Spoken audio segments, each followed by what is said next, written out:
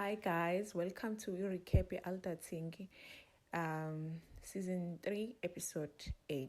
So kuqala kwe-episode sibonile uZithulele ehambisa izingane kumpho bezolanda ingane eyisesikoleni. Uthe kanjalo izingane sabingelela ubabazo owesakhuluma naye umpho waqhamuka uSteve egqoke igown. Lokho ke umpho kuvele kwamvusela ulaka wabatshela ukuthi umuzi wakhe lona, ayikho indoda ekumele ingene la emzini wakhe ilale khona cause uyena okhokhela ibhondi yalo muzi lena. So ila khona baphendulane khona benozithulele la emtshela khona ukuthi la ekwakhe. Okokuqala uyena owamchithela, uyena yonke isizathu salento le. Akahlangani nokuthi yena uletha endlini ngokhozi kuhlala yena.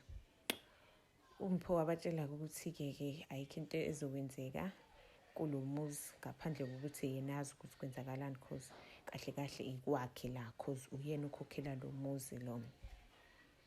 La khona ke bavele bangamnaka khona uZithulele benoSteve bavele bayingenela endlini baphindela ngaphakathi. Wathatha ilatha sekhona izingane wahamba nazo wayisa esikoleni. Emumva kwalokho wabiza i-meeting, wabiza omalume bakaZithu ukuthi bazomxazululela le nkinga la abhekana nayo. Wabatshela ukuthi uZithu ulethe indoda emzini wakhe okhokhelwe yona. Ila baphendulane khona-ke benoZithu bexabane buza uZithu ukuthi yini ndaba ubiza omalume bami kuphela bapha bakho Mpho, khona nami ngizobatshela ngendlela wena osiphethe ngayo, indlela okhuluma kabi ngayo nami. Wamphendula uMpho phambi komalume wathi nje, niyambona ukuthi indlela enjani, indlela akhuluma ngayo nami everyday uZithu lena akalaleli, akakwazi ukungihlonipha. Ila khona omalume ke bavele bamemeza ke nje bathi asikwazi ukunixazulela inkinga yenu manizoxabana phambi kwethu niloniphendulana la kuthe kuba nokuthula khona. Savizelwa kwavela enye isini la uMpho kuthiwa ukolota u50,000 for ibhondi yendlu, bamnikeze 2 days ukuthi akwazi ukukhokha lo 50,000. Ila khona ke shaqeke khona iSithulele nje wavele waphuza amanzi ngokusheshsha cause uvele watshela lo okade bekhuluma naye ukuthi bebe busy bexawe inkinga zabo bakhohle ukuthi kumele bakhokhe imali engaka. Ila khona esho khona ukuthi cha, lento isegameni lami, indlu isegameni lami Mpho, so uMpho kumele kube uyena okhokha lo 50,000 lo. Kuthe uMpho esaxekwe inkinga zaZithu esayolahla udoti la ahlala khona, wahlangana noNaledi. uNaledi ehleli kwipool, but wamcela ukuthi amgcobe i-sunscreen emhlani wakhe.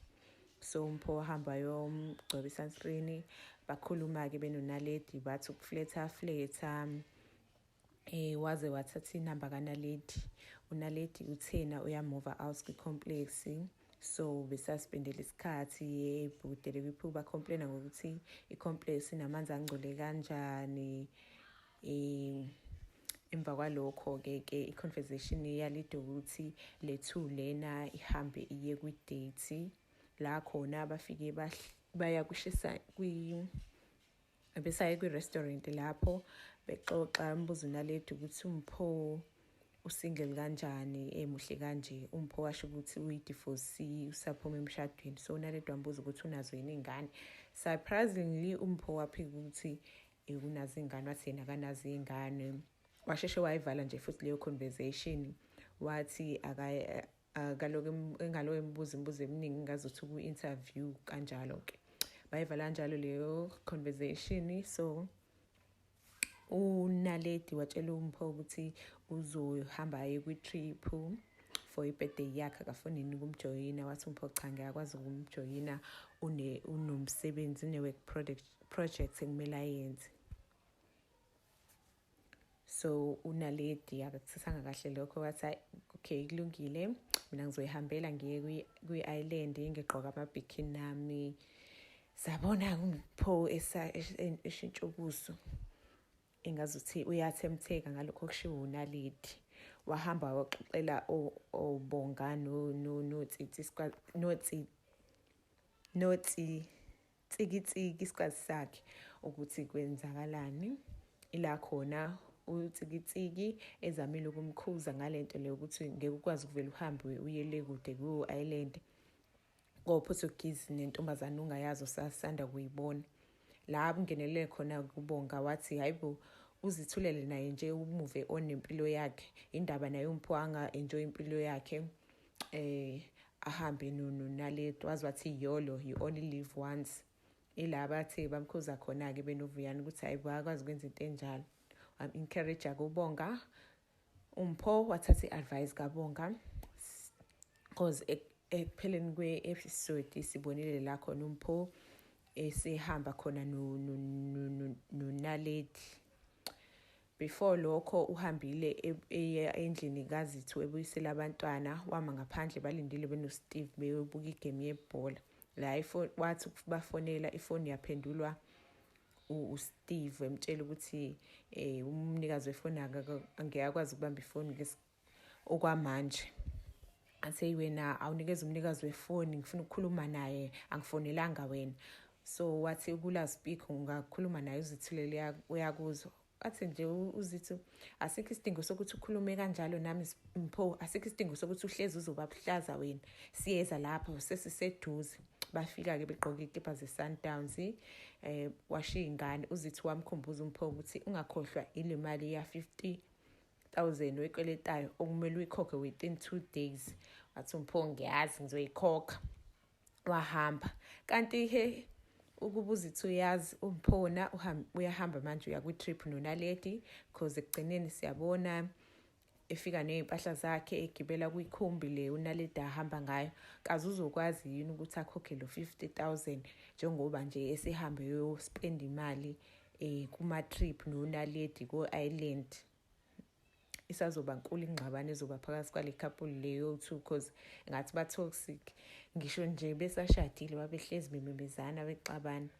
Namanje sebedivosile, omunye akafuni omunye amove on because noZitho uhlezi emkhumbuza ukuthi uwe Mpho wangifebela, uwe wenza ukuthi sihlukane, of which akekho wrong. So kuTsikitsiki ufonelwe isikole sikaNcumisa simtshela ukuthi kudingeka imali yencwadi. Washaqeka kuTsikitsiki wathi hawu imali yencwadi kade ngikhokhela i-school fees khona manje nje. Basho ukuthi-ke ziyadingeka lezi ncwadi lezi, bamtshela nemali. Wathuka wathi imali engaka for iy'ncwadi nje kuphela. So Tsikitsiki kwamele ukuthi ahlanganise iplan yokuthi ukwazi ukuthi ukuthola le mali le. Siyawazi-ke amaplan kaTsikitsiki kokuthi athole imali ukwenzani. So wahamba wabuyela kwi-gang. Wabuza ukuthi sekuphele 2 weeks wonke lutho umsebenzi luthi span kuthule nje. Umphathi wegenge wathi amaphoyisa asasibhekile kumele sithi ukudlalela phansi kancane and futhi uyazazi ukuthi wena Tsikitsiki we-risk njengamanje. Amaphoyisa akugadile. Wathi uTsikitsiki ngiyi-risk mina, wena unjena imina engakwenza ukuthi athi nje wena wangenza hayibo. Kanti earlier on ngesikhathi sasengadini kufikile uMiki ezomtshela ngeplan yokuthi khona imoto ezintsha ezofika eworkshop. Singayishaya le heist le mina nawe nginane connection uTsikitsiki la vele khona amhleka khona. Seyibo mina ngenza i-heist nawe into engeke nje iziphumelele leyo. Emva kokuthi ahamba akhulume negang wabuyela kuMiki. Amtshela ukuthi le idea obukhulume ngayiqaleni ila khona uMiki avela athi wena nje uvele wangihleka nje. Wathi nje ayikho i-heist ozokwazi ukuyenza nami manje futhi wena usunenkinga igengi isikutshelile ukuthi uyi-risk ngeke ukwazi ukuthi usebenze nawe usuyabuza la kumina. La xolise khona uTsikitsiki wathi nje uMiki ngiyazi ukuthi wena uyi-risk awufunakala estradini yingakho usubuyile la kumina. So siyabona-ke ayenzele i-heist babuya nemali. uBetty uvakashelwe indodakazi yakhe uMpumi. La khona efike uVuyani senze ukudla. uMpumi wabonakala efletha noVuyani wathi hawu chef lona awungitshelanga ngani ma ukuthi usuhire private chef. Waphinde futhi uPomi waye eklabhini yaVuyani la afike khona uVuyani am-introduce to abangani bakhe. Waqhubeka wafletha khona noVuyani eMhaga nakwiphuli khona, wamcela ukuthi amgcobe i-sunscreen emhlane. Esayidini likaBonga usashaya uNkanyezi nge-silent treatment because uzama ukuthi aconfesse ngalento yokuthi usadla amaphilisi ebemkhohlisile ukuthi uzomnikeza ingane. uNkanyezi walokho emphusha ukuthi akhulume, ugcine esembuza ukuthi why sathatha amaphilisi okupreventa. Waxolisa-ke uNkanyezi ukuthi ubesathukile, ubesafuna qedela iproject yasemsebenzini, akakabi ready kahle ukuthi abe nengane yena. uBonga-ke washo ukuthi-ke uncishe ithuba lokuthi ngibe ubaba, ngifuna ukuba ubaba ongcono kunobaba wami. Wena uncisha lelo thuba lelo, wena usuthi awuka-ready. Ngangakuvimba nini Nkanyezi ukuthi ufeze amaphupho akho. Waphuma lapho-ke uBonga uthe sebuya wasuggest ukuthi bathathe i-divorce benoNkanyezi. Wathi uNkanyezi maybe ilokho okusifanele. So angiboni mina ukuthi le couple le sekuphela kwayo, sekuphela komshado yabo bobabili. I think mhlawumbe uNkanyezi usazovuma ukuthi azalele uBonga ingane, kodwa ukuthi uNkanyezi unenkani because ushilo noBonga ukuthi selokhu mina sathandana nawe, ubuye nokhola ama-shots lana emshadweni wethu naku-relationship yethu. Ufuna izinto zenzeke ngendlela yakho, awufuni ihambe ngendlela yami. So sazobona ukuthi kwenzakalani emva kwala, because apparently this is the last season of Adulting, final season. So we will see ukuthi kwenzakalani. So stay tuned. Don't forget to comment, like, subscribe. See you on the next one. Thank you.